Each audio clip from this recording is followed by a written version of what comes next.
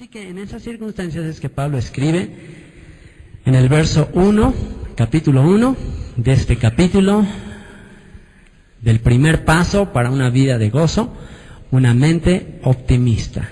Una mente optimista. Pablo y Timoteo, siervos, esclavos. No esclavos de Roma, esclavos ¿de quién? De Jesucristo. Y empieza diciendo, ¿sabes qué? Estamos aquí para servir a Jesucristo. Somos esclavos. Un esclavo ha renunciado a sus derechos. Un esclavo no tiene derechos de nada. Un esclavo no pide ayuda. Un esclavo no espera que le den gracias. Es la clave para una vida sin amargura. Es una vida sin expectativas. Una vida sin esperar nada de nadie. Una vida con una mentalidad de esclavo es fundamental para no tener una vida amargada. ¿Por qué? Porque una mente de esclavo es, ¿sabes qué? Pues yo no merezco nada, yo no tengo derechos, yo no tengo por qué esperar que la gente me ayude, no, yo estoy para servir. Y una vez que sirvo, nadie tiene por qué darme las gracias, para eso soy un esclavo. Esa es una mentalidad que te va a librar de la amargura. ¿Por qué? Porque cuando tienes una mentalidad de que, híjole, ¿por qué no me ayudan, esto no lo valoran, ¿verdad? No dan las gracias. Entonces, cuando tienes una mentalidad así, imposible que le puedas servir al Señor. Imposible, vas a terminar amargándote. Esto lo recordé mucho hoy en la mañana, que llego y pues empiezo aquí a poner las cosas y llego y pues no había llave para sacar el sonido y porque cambiaron la chapa. Y pues no puedo venir Omar, no puedo venir Abril por los niños y todo, y entonces pues empecé a tener que poner el café. Entonces quería hacer demasiadas cosas al mismo tiempo y era yo solo, y entonces pues empieza la mente y ¿por qué no me ayudan? ¿Y por qué no está aquí nadie? ¿Y cómo es posible? Y de seguro van a llegar a las 12:15, 12:30 con la concha del mundo como files congregantes. ¿Cómo está? ¿Ya todo bien? Y entonces ahí empieza uno a murmurar. y entonces el Señor así me empieza a recordar este versículo. Me dice, oye, ¿para quién estás haciendo esto? Yo, pues para ti, Señor. Entonces cállate, entonces no estés murmurando. Si no quieres, no lo hagas. Y entonces, pues sí, en ese momento te das cuenta, ¿sabes qué? Un esclavo no pide ayuda, no da gracias, no pide que le den gracias. No, un esclavo está para eso, para servir. Y por otro lado, empezó a tocar mi corazón algo bien, bien fuerte. Y me dijo, bueno, si no estuvieras aquí ahorita, si yo no te hubiera salvado, ¿qué estarías haciendo ahorita? Si no me hubieras conocido, ¿qué estarías haciendo? Y entonces dije, bueno, si es que todavía estuviera vivo, pero lo dudo, pero si estuviera vivo todavía, yo creo que estaría una de dos, o dormido, o estaría jugando ping pong en algún, pues es más, yo creo que ya no estaría jugando ping pong. Yo creo que tengo algunos amigos que eran muy, muy cercanos a mí, muy cercanos, teníamos mucha afinidad, y los acabo de ver hace poco y todos andan metidos en cuestiones de drogas. Y van a jugar, pero ya como vagos, así como vagos, y ya se terminan de jugar y ya están tan vacíos, ya no encuentran ahí la satisfacción y terminan, y es la típica. Después de jugar se van a escuchar música y a darse unos toques y ya, esa es su vida.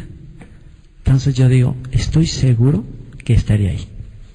A lo mejor ayer hubiera estado jugando y después me hubiera puesto hasta atrás y no tendría familia, obviamente, por supuesto, o andaría en unión libre, no sé, será un caos mi vida. Y en ese momento me hizo comparar. Dijo, ¿cambias esto por esto? Y dije, hijo, Señor, por supuesto que no.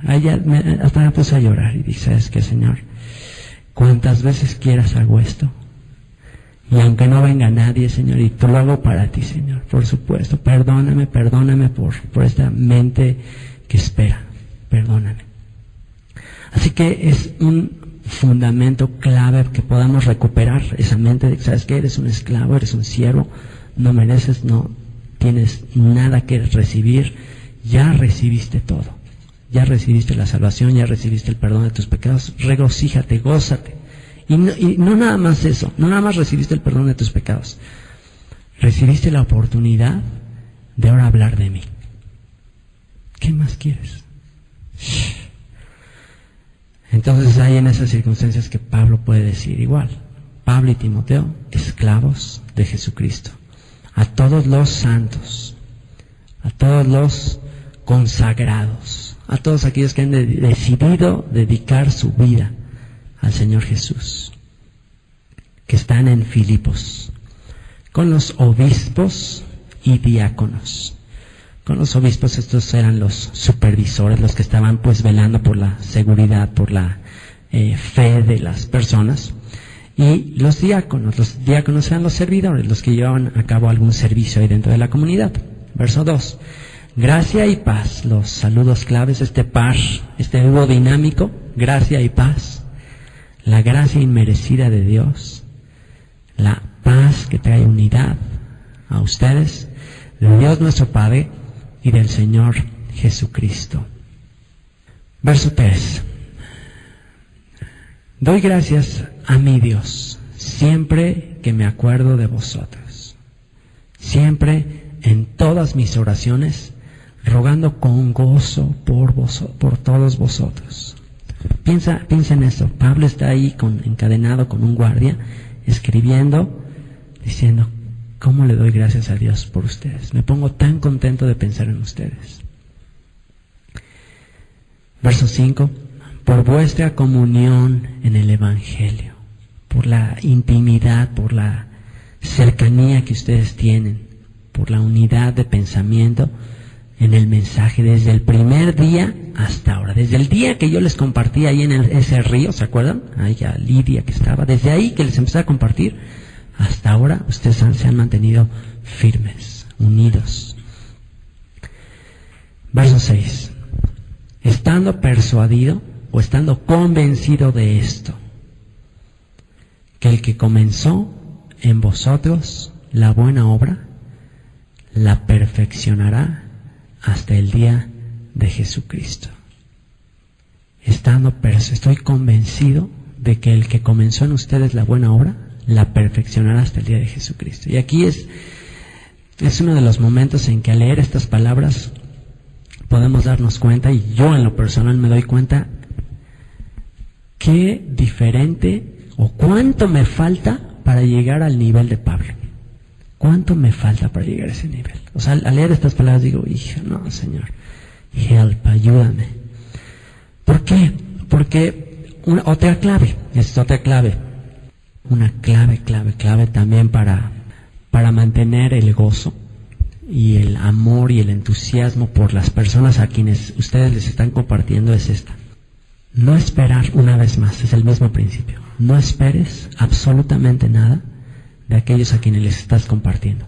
Y otra cosa, confía en que Dios, lo que empezó en todas las personas a las que le estás compartiendo, lo perfeccionará hasta el día de Jesús. Confía en que si tú le estás compartiendo a alguien y esa persona ha respondido, confía en que eso se va a ir perfeccionando, que no es de la noche a la mañana.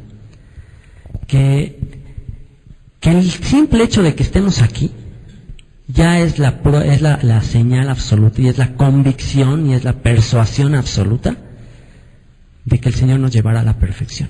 El simple hecho de que estemos aquí. ¿Y por qué es importante saber esto? Porque generalmente nosotros esperamos más de los demás, o incluso de nosotros mismos, esperamos más de lo que Dios mismo espera de nosotros.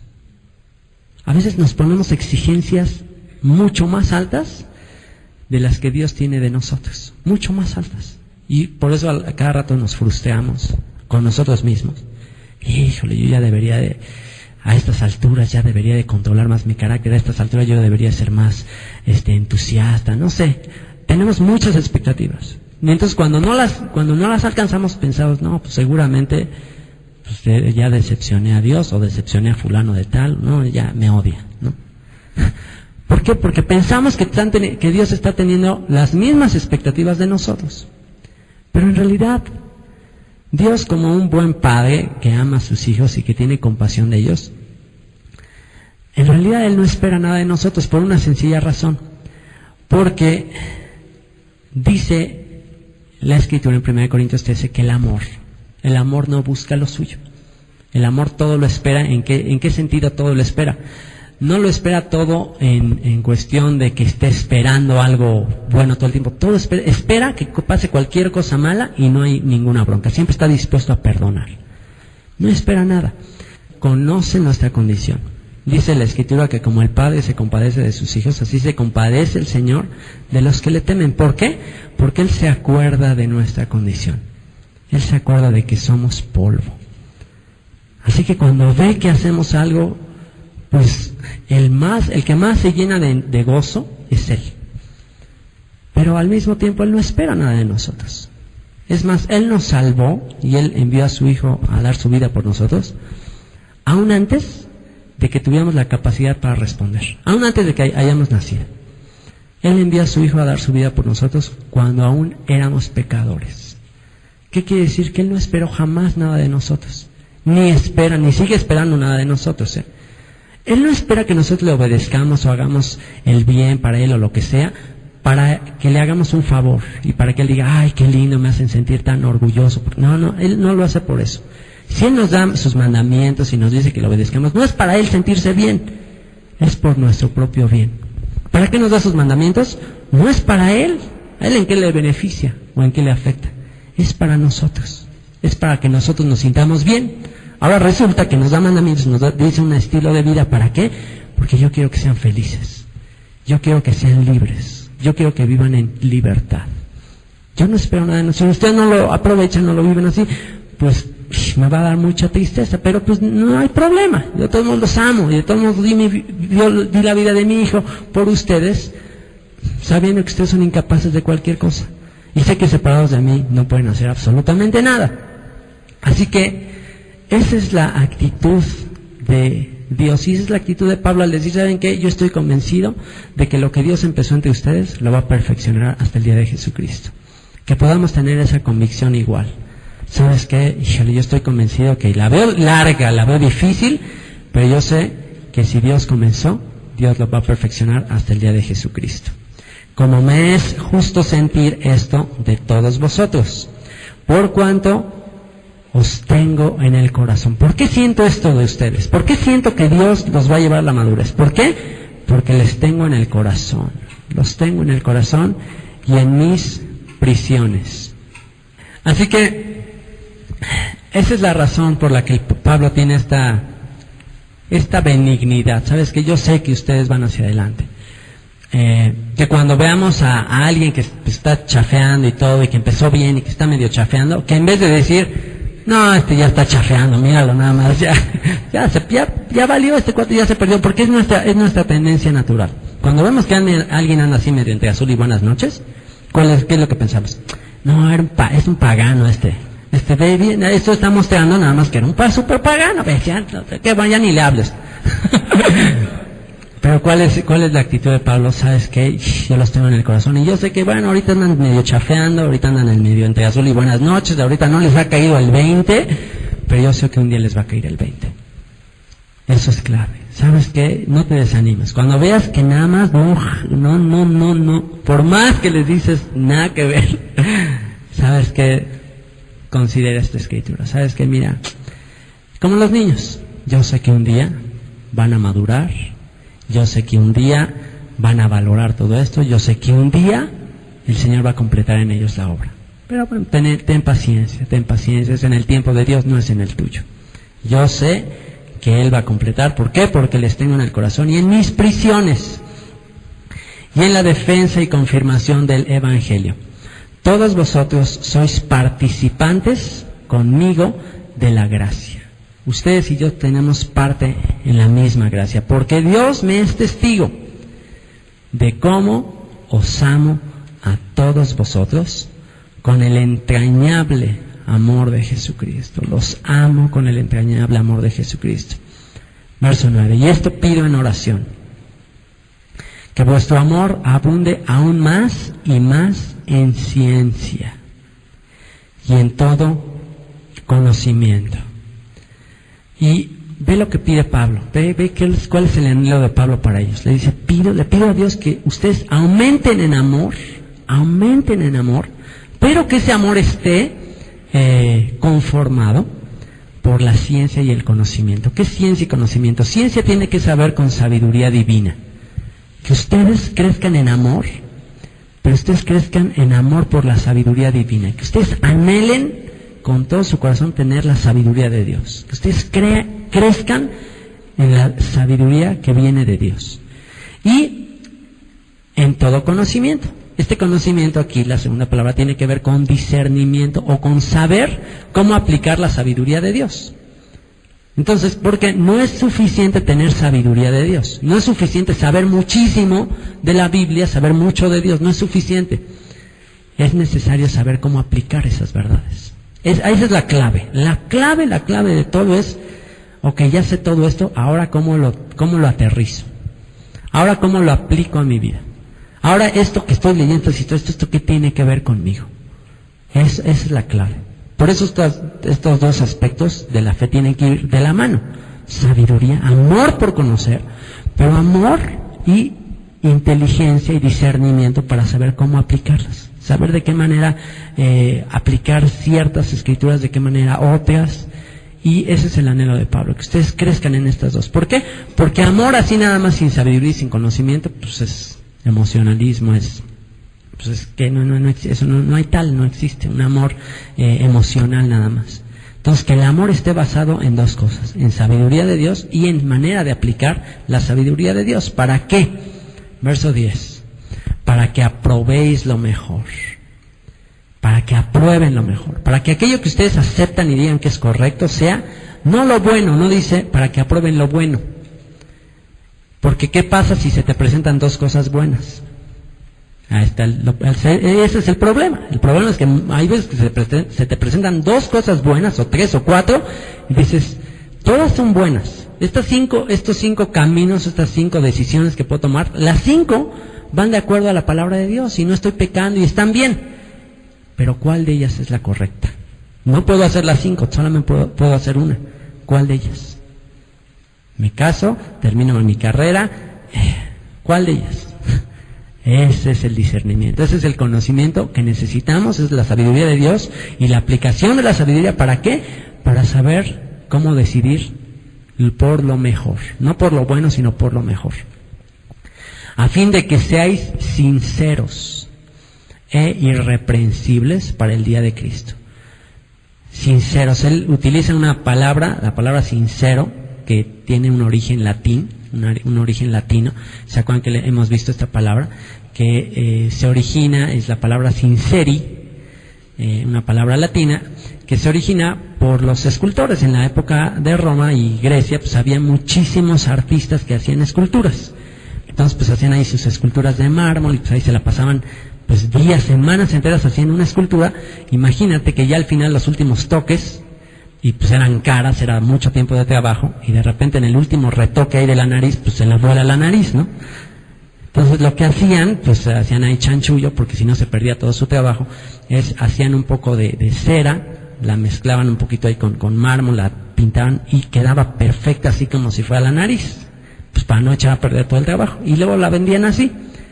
Entonces, pues ya llegaba alguien, compraba, se le llevaba ahí a su jardín, o la ponía ahí en un lugar muy vistoso, y un día soleado, caluroso, pues de repente ya te veía la nariz acá por la barbilla, ¿no? Entonces, a raíz de eso, pues cada vez que iban a comprar una escultura le decían, oiga, sí, pero sincera, por favor. Que fuera genuina, que fuera legítima, que no saliera la chava ahí de repente que empieza a quitar los ojos, que quedan de otro color, y que ya se quita la otra, y dice, ah, caray, ya me la cambiaron, es otra. Sincera, sé tú mismo, ¿no? Así que, chicos y chicas, seamos sinceros. No nos pongamos cosas extras, que después van a desilusionar más. No nos pongamos nada extra, seamos genuinos. Que no se nos caiga nada ahí a la mitad del camino. Que seamos sinceros e irreprensibles Por consiguiente, si somos sinceros, pues no va a haber queja de nosotros. Irreprensible es que nadie tenga queja de ti, que nadie pueda acusarte de nada, que nadie pueda acusarte de algo que estás transgrediendo de la palabra. ¿Para cuándo? Pues sobre todo para el día de Cristo.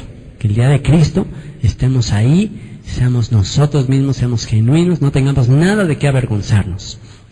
Llenos de frutos de justicia, que son por medio de Jesucristo, para gloria y alabanza de Dios. Llenos de frutos de justicia. Y por eso especifica frutos. ¿Por qué? Porque los frutos son por medio de ¿quién? Por medio de Jesucristo. Si nosotros permanecemos unidos a Él, y si sus palabras permanecen en nosotros, entonces llevaremos mucho fruto. O sea, los frutos no son nuestro esfuerzo. Los frutos no son, tengo que ser amoroso. No es producto nuestro, ¿no? Sí, voy a ser paciente. No, es un fruto. En la medida que estamos meditando en la palabra, que estamos unidos al Señor, entonces vamos a tener frutos de justicia que son por medio de Él. ¿Para quién? Para gloria y alabanza de Dios. Verso 12. Quiero que sepáis, hermanos, que las cosas que me han sucedido han redundado más bien para el progreso del Evangelio. De tal manera que mis prisiones se han hecho patentes en Cristo en todo el pretorio.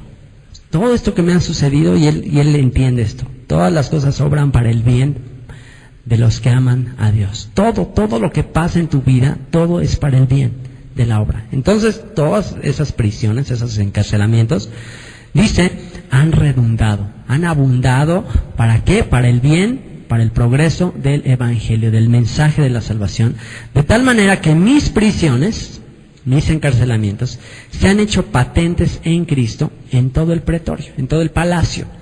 ¿En cuál palacio? En el palacio de César. ¿Por qué? Porque Pablo era un preso político. Pablo era un preso, pues que los romanos lo tenían porque era alguien que les convenía tener una figura pública. Era alguien muy reconocido dentro del judaísmo, discípulo de Gamaliel, era una persona pues muy brillante. Y a Roma, ¿a qué le interesaba a Pablo? Roma se lo andaban echando así como que lo usaban como un títere, por decirlo así, para agradar a los judíos. Como los dirigentes judíos en ese momento pues tenían ciertas cosas en contra de Pablo, pues Roma lo tenía como para tratar de usar a Pablo pues para hacerle ciertos favores a los judíos o para ganarse a los dirigentes judíos. Entonces, pues dice Pablo que el que él estuviera preso, seguramente César y todos los demás romanos pues llegaban a preguntarle, oye, ¿cómo tú aguantas todo lo que te han hecho? ¿Cómo que aguantas todo lo que te han hecho? ¿Cómo aguantas todo esto? Y eso es lo que le daba a él la oportunidad, ¿para qué? Para hablarles del Señor. Sus encarcelamientos, todo ha sido, todo lo que ha pasado, todo lo que le pasó, siempre beneficiaba la obra que el Señor le había encomendado. ¿Cuál fue la obra que le había encomendado? Ir a predicar a las ovejas descarriadas de Israel, ir a predicar a todas las naciones. Esa era la misión que él tenía. Y a lo mejor él lo había pensado de una manera, pero pues ya se le había dicho que él iba a llegar hasta Roma. Y ¿se acuerdan lo que pasó? Cuando va a salir ahí la embarcación y él les dice al navegante, al que iba allá en la embarcación a Roma, cuando lo llevaban arrestado, él dijo, ¿sabes qué? Hay muy mal tiempo, mejor no zarpemos en este momento. ¿Y qué dijo el oficial? ¿Sabes qué? Pues no, ¿tú quién eres? Tú eres un rabino, ¿qué me va a estar diciendo a mí que yo soy el capitán del barco? Pues nos vamos ahorita. ¿Y qué pasa? Naufraga la embarcación. ¿Y qué sucedió a raíz de ese naufragio? Fueron a la isla de Malta y lo pica una víbora para acabarlo de amolar. Lo muerde una serpiente y como no le pasa nada, eso sirvió para que todos los nativos de ahí primero dijeron, oye, este cuate sí que era un super pecador, porque, o sea, los dioses estaban en contra de él porque se salva del naufragio y ahora lo muerde una serpiente. Pero cuando vieron que él se sacudió la serpiente al fuego y no le pasó nada, cambiaron su idea, dijeron, no, este es un dios este cuate. Y ahora sí, ¿qué onda? Y ya empezaron a preguntarle, y entonces fue él y les predicó a ellos y al gobernador de la isla de Malta. porque estaba enfermo y va y ora y pues, un milagro ahí. Y eso sirvió para que muchos en la isla de Malta conocieran al Señor. Y cuando llega a Roma, pues lo empiezan a custodiar ciertos soldados en diferentes turnos de 24 horas, un preso que no se podía ir, tenía que estar ahí al lado de Pablo todo el tiempo, imagínate. Entonces Pablo, en vez de decir, híjole, qué flojera y estar aquí a este pagano, a ver, me va a contaminar, no, en vez de eso, dijo, a hay que compartirle, él necesita el mensaje. Y le empezó a compartir a todos ellos. Y pues estos cuando después se iban al palacio, era la guardia real del emperador. La guardia real del emperador era quien estaba custodiando a Pablo. Y pues, ¿qué sucedió? Pues un gran avivamiento entre la guardia del emperador. Muchos se empezaron a convertir ahí. Y dice que todo lo que le ha pasado, pues ha sido para que se agrande el mensaje, para que crezca el número de personas que han creído. Y dice que se han hecho patentes en el pretorio y a todos los demás. Verso 14, y la mayoría de los hermanos, cobrando ánimo en el Señor con mis prisiones, se atreven mucho más a hablar la palabra sin temor. Eso es lo que pasa. Los momentos de mayor avivamiento, si podemos ver a lo largo de la historia, han sido momentos de persecución. Momentos de problemas, de dificultades, es cuando más nos encelamos. ¿En qué momento nos metimos más a estudiar así grueso la palabra para tener armas con qué defendernos? Pues cuando empezamos a recibir críticas. Algo está mal, pues ahora me meto a estudiar. Y eso nos fortaleció a meternos a estudiar más. ¿Por qué? Porque empezamos a decir, ¿qué tal si estamos equivocados? ¿Qué tal si estamos equivocados? No puedo estar equivocado, ¿no? ¿Cómo crees? Y no te tienes a estudiar. Entonces, la persecución logra el objetivo que Dios tiene para nuestras vidas, que es que nos metemos más. Ahí que pasó en la época de los apóstoles, pasó exactamente lo mismo. Como los dirigentes en ese momento son los que los empezaron a perseguir, ¿qué hicieron los apóstoles? Se metieron a estudiar más y se metieron a buscar más del Señor. Y entonces tuvieron la sabiduría, el poder para seguir adelante. Y la persecución, una de dos, o te desanima, porque dices, híjole, no, pues sí estoy equivocado, híjole, no, pues ya mejor ahí muere, o te aferras y te confirman la verdad. Pero una cosa sí sucede. No puedes quedar indiferente. No puedes quedar ya indiferente ante la persecución. No puedes quedar, pues sí es verdad que bueno, si no, pues tampoco. No, ya no puedes quedar así. Ya es cuando agarras realmente, de verdad, el deseo de estudiar. Así que, dice que esto, pues, hace que las personas empiecen a hablar sin temor. Ahora, aquí viene un detalle interesante que un día escuché y me pareció muy interesante, y es, ¿por qué Dios a veces permite la persecución? O sea, ¿por qué viene la persecución? Si hay un origen para todo, entonces tiene que haber un origen para la persecución. ¿Ustedes por qué creen o cuál es el origen? ¿Por qué razón Dios decide enviar la persecución? Por ejemplo, hay un caso específico. En la época en que Alejandro Magno pues muere y él pues simplemente el territorio que él había dominado, todas las regiones que él había dominado, el imperio griego de Alejandro Magno, se divide entre sus 4 generales. Y bueno, entre estos 4 generales se dividen todos los territorios que Alejandro Magno conquistó, y al que le toca el territorio de Judea es a Antíoco Epifanes, un sirio, greco-sirio, que pues empieza a dominar toda la parte de Israel. Y este hombre, Antíoco Epifanes, pues como con la misma idea de Alejandro Magno de hacer un solo imperio, de hacer una sola ideología, una filosofía del humanismo, de la filosofía griega, de los Juegos Olímpicos, de que seamos todos uno, pues él empieza a tratar de que todos se amolden a esa cultura y a ese calendario y a esas religiones, etcétera. Y hay un pueblo que pues decide no entrarle. Hay un pueblo que, pues, como siempre, pues ellos tenían una identidad diferente, una cultura diferente, pues no le entran, son los judíos. Y estaba dividido el pueblo de Israel. Por un lado estaba alrededor de un 30% que decían, ¿sabes qué? No, nosotros no somos iguales a ellos, y nosotros, el Señor nos ha dado una cultura y nos ha dado una manera de hacer las cosas diferentes. Nosotros no tenemos por qué ser como ellos. Pero un 70% decía, ya dejemos esas cosas, ya seamos uno, ya, ¿por qué siempre broncas? ¿Por qué siempre tener que estar llevando la contra? Ya, son los famosos helenistas, los judíos griegos que les llaman. 70%, y no es diferente en la actualidad. En la actualidad en Israel, como un 10-20% cuando mucho, son ortodoxos, dicen, no, mantengamos nuestra herencia. Y los demás, ¿qué quieren? Un estado secular. Ya sabes que ya somos una nación occidental, ya tantas broncas, terrorismo, ya estamos cansados. Y esa es la bronca que siempre ha sucedido desde atrás. Entonces, pues en esas circunstancias de la mayoría de tibieza,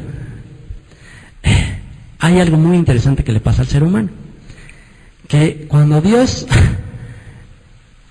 quiere incendiarnos o avivarnos, o que hagamos algo o encelarnos por su palabra, Él sabe que la mejor manera de hacerlo es ¿cómo? Haciendo que nos lo prohíban. ¿Qué pasa con estos 70% de judíos en la época de Antíoco Epifanes? No, pues ya seamos como los griegos, ya son normales y ya como ellos y todo. Entonces, Dios permite que de repente Antíoco Epifanes diga, ¿saben qué? Esta minoría de judíos no se quieren cuadrar a nuestra cultura, a nuestra filosofía, pues ahora sí les vamos a prohibir los 3 rasgos más importantes de su identidad. Les vamos a prohibir el Shabbat, les vamos a prohibir el Brit Milá, la circuncisión, y les vamos a prohibir el Rosh Hodesh, la cabeza de mes. Ya, prohibido. A quien le cachemos que está celebrando Shabbat, a quien le cachemos que está circuncidando a sus hijos, celebrando el Rosh Hodesh o estudiando Torah, muerto. ¿Y qué pasó con el 70% en esas condiciones? Ahí le salió lo judío.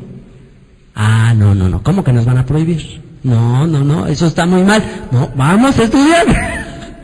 No, ahora sí, y se empezaron a hacer celosos, ahora sí. Entonces, esa persecución sirvió para hacerlos celosos. Para que empiezan a resistir, de repente se rebelan contra Antíoco Epifanes y logran vencer. ¿Por qué Antíoco Epifanes les quería quitar el Shabbat, el Brit Milá? ¿Por qué les quería quitar eso? Porque él sabía que si te quito un día, si te quito la Torah y todo, vas a ser entonces como los demás pueblos. Va a ser igual, eso es lo que quiere, no Antíoco Epifanes, quiere el enemigo siempre, desde toda la historia. Quiero que seas igual a todos. Ya, olvídate de las cosas de Dios, ya, uno solo. Es la idea del anticristo también que va a traer. Entonces, ellos se aferran y la persecución sirvió ¿para qué? Para fortalecerlos, para encelarlos, decir, no, pues ahora sí con todo, no, a nosotros nadie nos tiene que prohibir. Y empezaron y de repente se rebelan contra Antíoco Epifanes y logran ganar. Y de ahí surge la celebración de Hanukkah. ¿Qué celebra Hanukkah? Vencimos, no tenemos por qué ser como ellos. ¿Por qué vamos a adoptar una cultura, filosofía griega? ¿Por qué? Si la que nosotros tenemos, Dios no la dio, ¿por qué? Y en ese momento se celebra Hanukkah y la persecución sirvió para encelarlos. Y igual pasó en la época de los apóstoles. En el momento que les empiezan a decir, está estrictamente prohibido que sigan predicando de Jesús, le dijeron, sí, pues ahora más. Prohibido que estén enseñando estas cosas, sí, pues ahora más. Y lo mismo nos pasa a todos. Prohibido que enseñes esto. Prohibido, pues ahora más voy a enseñar. Entonces, pues, todo esto sirvió ¿para qué? Para que los demás tomaran ánimo y empezaron a predicar la palabra sin temor. Aunque sucedió lo que siempre sucede. Algunos, a la verdad, predican a Cristo por envidia y contienda.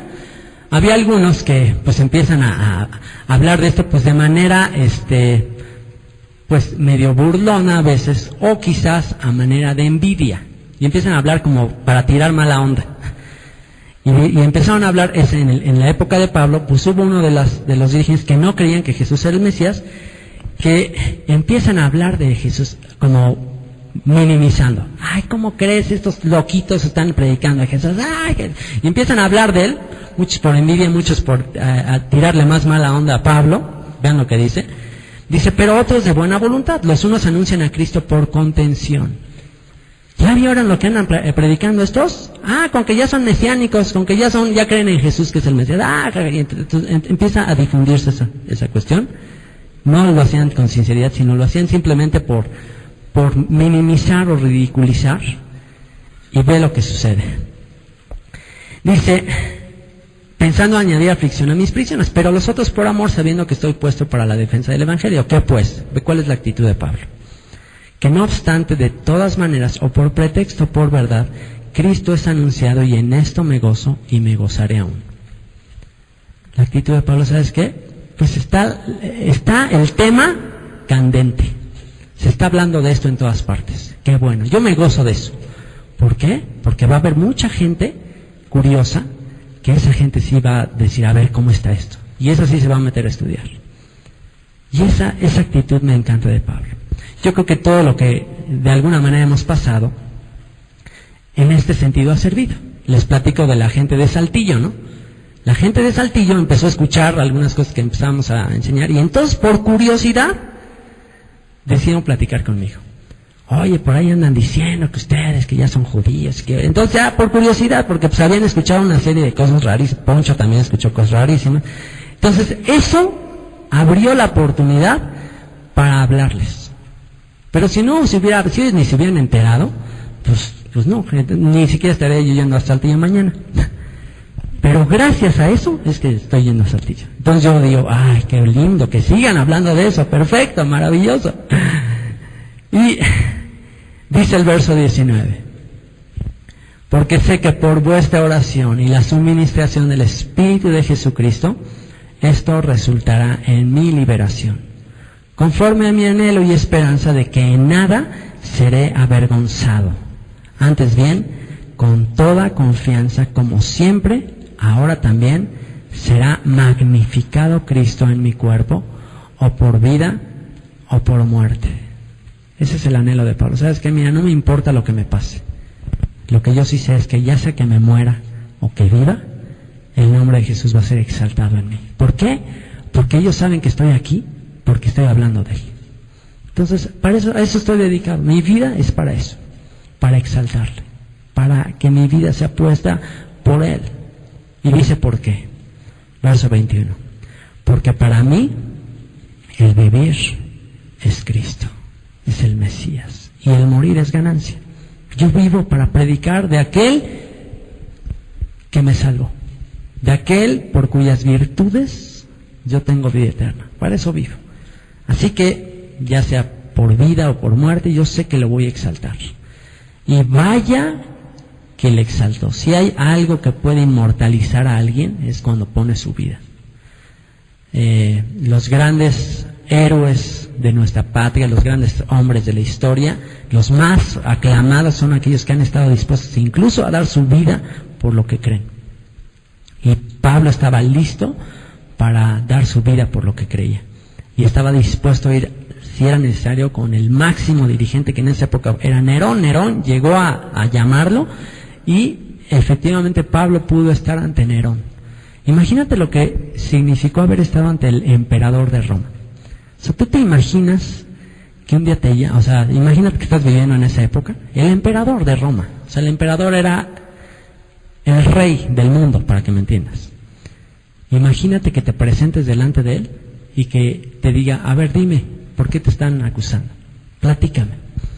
Imagínate que tengas esa oportunidad. Entonces Pablo dijo, ¿sabes qué?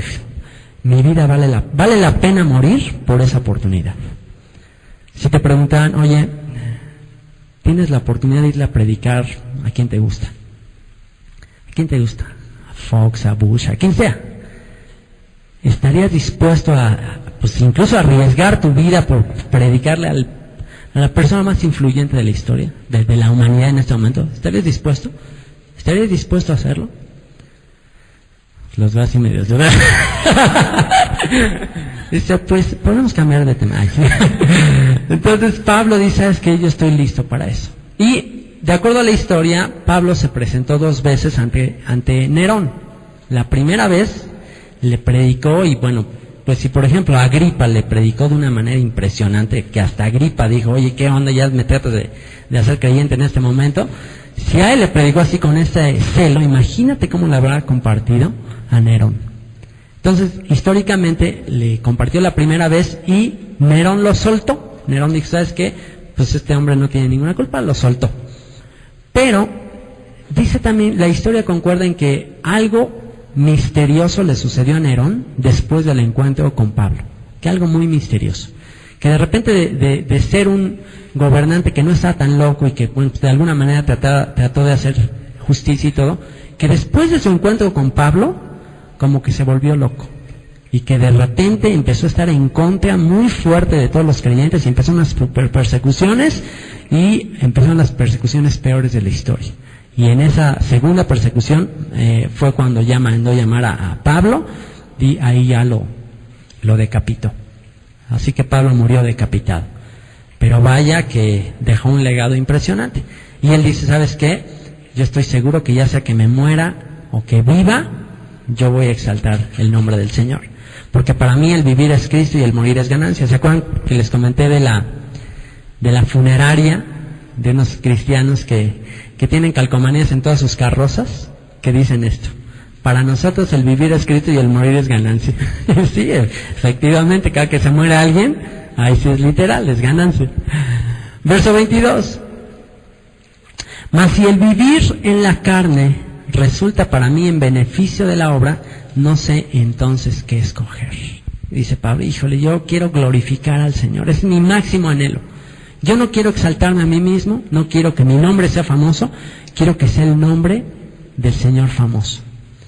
Y ese es uno de los más grandes anhelos de todas las personas, que su nombre pase a la posteridad. Los faraones de Egipto, por ejemplo, gastaban fortunas en sus tumbas. Las pirámides eran tumbas. ¿Sabes qué? Yo quiero que me recuerden. Verso 22 dice, más si el vivir en la carne resulta para mí en beneficio de la obra, no sé entonces qué escoger, porque de ambas cosas estoy puesto en estrecho, estoy presionado, estoy indeciso. Dice, teniendo deseo de partir y estar con Cristo, lo cual es muchísimo mejor. Pero quedar en la carne es más necesario por causa de vosotros. Y dice, híjole, no sé qué escoger. Si me dieran a escoger, no sé, que está difícil. Estoy indeciso. Y aquí una pregunta. Si a ti te dieran a escoger ahorita, a ver, ¿qué prefieres? ¿Ya ahorita morirte, irte con el Señor, o seguir adelante tu vida? A ver, vámonos, todos, ya, vámonos. ¿Ya? Hay alguien que dijera, ¿sabes qué? Híjole. O hay alguien que podría decir, yo creo que ahorita todavía mi vida puede ser un poquito más útil aquí que allá. ¿Quién puede decir eso? Nadie puede decir, sí, claro, por supuesto. ¿Por qué no nos vamos? ¿Por qué el Señor no nos lleva? Porque Él sabe que todavía somos más útiles aquí. Él sabe y decimos, híjole, qué lástima. Pero Él sabe que todavía somos útiles aquí. Sí. Entonces, aquí, si yo sigo vivo, ¿es para beneficio? Así es. Okay. Así es. No estaba entendiendo. Así es. Yo pensé que era la presión de... No. Dice, si el quedar vivo es para beneficio de los demás, híjole, entonces sí está complicado, ¿qué escogeré? ¿Ok? Porque, híjole, sí me quiero ir con Él, pero pues también sé que hay mucha necesidad. Entonces, ahí sí está difícil, no sé qué escoger. Pablo no se entregó así, como el Borras. Él cuando se podía salvar, él apeló al emperador por eso. Él apeló y usó sus derechos como ciudadano romano, porque él dijo, ¿sabes qué? Yo estoy dispuesto a morir por Cristo. Yo estoy dispuesto. Pero tampoco voy a ser tan tonto de, a ver, entréguenme y mátenme. No, o sea, tampoco. O sea, voy a tratar de sobrevivir, voy a tratar de hacer lo posible por, pues que no me pase eso, pero si me pasa, estoy listo. Esa es la mejor actitud, una actitud totalmente despegada de este mundo, sabiendo que, ¿sabes qué? Mi vida tiene un único propósito, dar testimonio del Señor. Y bueno, ¿de qué manera puedo dar mi vida puede tener más impacto? Les platicaba de las agendas estas Franklin, que dicen, de lo que tú puedas hacer ahorita, ¿qué podría tener más impacto? ¿De qué manera lo que tú sabes o conoces, o los talentos que Dios te da, no dice así, pero obviamente las cosas que tú tienes, ¿de qué manera pueden tener más alcance?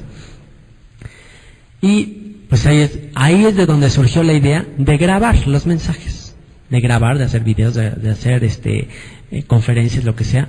¿Por qué? Porque somos conscientes, y soy consciente, de que imposible alcanzar a toda la gente que necesita escuchar esto. Pues imposible. Entonces, ¿de qué manera? Pues con una congregacióncita, aunque sea de 5,000 personas, por supuesto que así no. tienes que tener un medio por el cual puedas alcanzar a gente que ni conozcas. Entonces ese es el anhelo de Pablo. ¿Sabes qué? Yo quisiera estar allá, pero pues si estar con ustedes va a ser para su beneficio, pues está bien, me quedaré. Dice, verso 25, y confiado en esto, confiado en que va a ser para su beneficio, sé que quedaré, que aún permaneceré con todos vosotros para vuestro provecho y gozo de la fe. Para vuestro provecho y gozo de la fe. Verso 23. Para que abunde vuestra gloria de mí en Cristo Jesús por mi presencia otra vez entre vosotros. O sea, para que yo pueda causarles gozo, para que yo pueda causarles a ustedes satisfacción en Cristo, para que yo pueda compartirles a ustedes. Verso 27. Solamente que os comportéis. O sea, ok, está bien, acepto el reto, acepto pues el no irme ya al cielo y acepto el quedarme por ustedes, pero solamente que se comporten. Está bien, voy a seguir trabajando por ustedes, voy a seguir enseñando, voy a seguir estando entre ustedes, pero por favor compórtense como es digno del Evangelio de Cristo. ¿Qué quiere decir eso? Compórtense como ciudadanos del reino de los cielos. Compórtense como que realmente son discípulos de Él. Ok, ¿sabes qué? Porque si no, pues como le dijo en un momento dado a los Gálatas, me temo que he trabajado en vano por ustedes. O sea, me temo que tanto estar ahí diciéndoles y compartiéndoles para que al ratito ya se alejen, vivan otra vez como paganos. Entonces dice, ¿sabes qué? Ya que voy a hacer el sacrificio de quedarme y de no entregarme, ya que me maten, irme con el Señor, ya que voy a hacer eso, por favor, pues respondan, compórtense como ciudadanos del reino, para que, o sea que vaya a veros, o que esté ausente, oiga de vosotros que estáis firmes en un mismo espíritu, combatiendo unánimes por la fe del Evangelio. O sea, ya que me voy a esforzar, bueno, que yo oiga por lo menos que les sirvió lo que les compartí, que están firmes, que están unánimes, que no otra vez se regresaron a Roma, que no se regresen, por favor. Ya que lo que sea, que sigan el llamamiento que el Señor les ha dado, que sigan, que no empiecen otra vez a vivir como antes vivían. Y en nada intimidados por los que se oponen. No se preocupen por los que se oponen, no se atemoricen por los que se oponen, que para ellos ciertamente es indicio de perdición. O sea, la oposición a las Escrituras es indicio de ¿qué? Pues de que alguien pues no conoce las Escrituras, de que está en perdición. Más para vosotros de salvación, y esto de Dios. Así que no se intimiden. Ahora sí, intimídate por una cosa. Intimídate por estar equivocado. O sea, llénate de temor si estás equivocado, ahí sí está gruesa la cosa. Pero si tú estás en la palabra, ¿sabes qué? No te preocupes. Lo más lindo que puede pasar cuando te empiezan a cuestionar y amenazar y decir lo que sea, o sea, no hay nada como tener la seguridad en las Escrituras. Nada intimidados por los que se oponen. No te intimides, no te preocupes. Tú afírmate en la palabra. ¿Por qué? Porque a vosotros, aquí sí gózate, a ustedes les ha sido concedido a causa de Cristo, no solo que creáis en Él, sino también que padezcáis por Él. Te han dado un privilegio. No solamente te han dado el privilegio de creer en Él, porque pues cualquier persona cree en Él. Tú, pregúntale el 12 de diciembre en la Basílica a toda la gente de ahí si cree en Cristo, y todos te van a decir que sí. Los que se ponen de rodillas en la peregrinación. Pero eso no es suficiente. No es suficiente creer, sino estar dispuesto a padecer por lo que Él predicó, a estar dispuesto a morir por la enseñanza que Él dio, por ser sus discípulos. A nosotros se nos ha dado ese privilegio. ¿Y qué dice qué significa eso de que se nos ha concedido? Nos está diciendo como que, ¿sabes qué? Te dieron el regalo de que padezcas por él. Saliste afortunado, te sacaste la lotería. Te pasó lo del taxista que se le cayó el techo, o lo de la señora de McDonald's. Te sacaste la lotería. Te eligió el Señor para darte una recompensa impresionante. Pero para que llegues a esa recompensa, quien quiera vivir piadosamente en este mundo, padecerá persecución. Si vas a vivir de acuerdo a la palabra, padecerás persecución. Jesús dijo, ay de ustedes cuando todos hablen bien de ustedes. Ay de ustedes. Porque así hablaron bien de los falsos profetas. ¿Se acuerdan ahí de la historia de los reyes, no? Que llamaban a los profetas, y todos los profetas, cuando el rey impío de Israel, un rey que no quería hacer la voluntad de Dios, llamaba a los profetas, y todos los profetas, por quedar bien con el rey, le decían lo que le gustaba. Y manda a llamar a uno, llega ahí Josafat, y le dice al rey de Israel en esa época, le dice, oye, al escuchar todo lo que decían estos cuates, no, el Señor te ama, qué lindo, y todo va a estar bien, y tú vas a ganar, y tú eres vencedor, y puras palabras así. De repente Josafat se le cae y dice, oye, ¿que no hay un profeta que hable de parte de Dios? En ese momento, y se queda ese cuate y dice, ah, sí, hay este profeta que vive allá, Ahías, creo que se llama, ya no recuerdo, y dice, pero ese lo aborrezco, me cae gordo, porque siempre solamente me profetiza cosas malas. Total que mandan a traer, y dice Josafat, no, pero aquí sí necesitamos la palabra de Dios, tráiganlo. Y entonces viene este hombre, y en el camino, los profetas que lo llevan, le van aconsejando, oye, mira, todos aquí, pues ya le decimos cosas lindas al rey, mira, vivimos bien, nos va de lujo, lo que él quiere escuchar, dile igual que los demás. ¿Y qué le dice este profeta? De ninguna manera, yo voy a hablarle lo que el Señor ponga en mi corazón que le hable. Punto. Entonces va, le llega y empieza a hablar. Le dice, ¿sabes qué? Pues van a ser derrotados y todo. ¿Y qué le dice el rey a Josafat? El rey de Israel le dice, ves, te lo dije, cuate puras cosas malas. Y entonces, esa es a veces nuestra tendencia. Querer endulzar, querer decir lo que se nos antoja. ¿Para qué? Porque todos queremos popularidad. A todos nos encanta ser el alma de la fiesta, caerle bien a todos. A todos nos encanta decir que todos digan que somos maravillosos. Pero dice, ¿qué dijo Pablo? Si yo tratara de agradar a los hombres, no podía ser siervo de Dios. Ya no agradaría a Dios. O agrado a las personas, o agrado a Dios. ¿Por qué Jesús le dijo a los dirigentes judíos que no podían venir a él, a los que lo rechazaban? ¿Por qué? Porque el recibirlo implicaba ponerse en contra de su organización, de su denominación, etc. Entonces les dijo, ustedes no pueden venir a mí. ¿Por qué? Porque ustedes nada más buscan la gloria de los hombres. Ustedes nada más buscan gloria unos de otros. Nada más buscan que les den una palmada en el pecho y digan, cuán maravilloso eres. Eso es lo que ustedes buscan. Dice, por eso no pueden venir a mí. Porque el que quiera venir a mí, tiene que negarse a sí mismo. Y los primeros que se van a empezar a poner es todos de su alrededor. Pero el que quiera salvar su vida, el que quiera ganar su vida, la perderá. El que quiera realmente ganar su vida, tiene que perderla. Y es lo que está diciendo Pablo. Se les ha dado el regalo de perder su vida.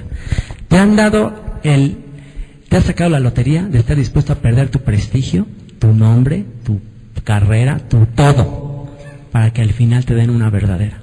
¿Por qué? Porque si estuviste dispuesto a sacrificar estas riquezas temporales, pues entonces quiere decir que eres digno de recibir las verdaderas. Y dice, verso 30, teniendo el mismo conflicto que habéis visto en mí y ahora oís que hay en mí. Ustedes están teniendo este mismo conflicto. Esta palabra conflicto es la palabra agón en el griego, que es de donde viene la palabra agonizar. Ustedes están teniendo el mismo deseo de agonizar por este mensaje, igual que yo. Así cueste lo que cuesta. Así me eche en contra a todo el mundo, ustedes están teniendo este mismo conflicto que han visto en mí y ahora oyen que hay en mí. Mateo 5, ¿se acuerdan lo que dice? Dichosos los que sufren persecución.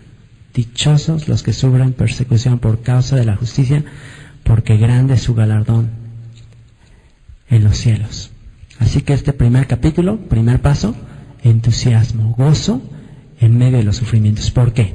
¿Cómo podemos concluir este primer capítulo? Antes de salir a un receso. ¿Por qué te puedes gozar en medio de estas pruebas, de persecuciones, de aflicciones, de que te critiquen? ¿Por qué? Porque fuiste elegido, te sacaste la lotería. Fuiste elegido para recibir una recompensa. Dijo, a este cuate le quiero dar una recompensa, no se la va a acabar. Pero bueno, ahí te van unas pruebitas. Te ha sido concedido.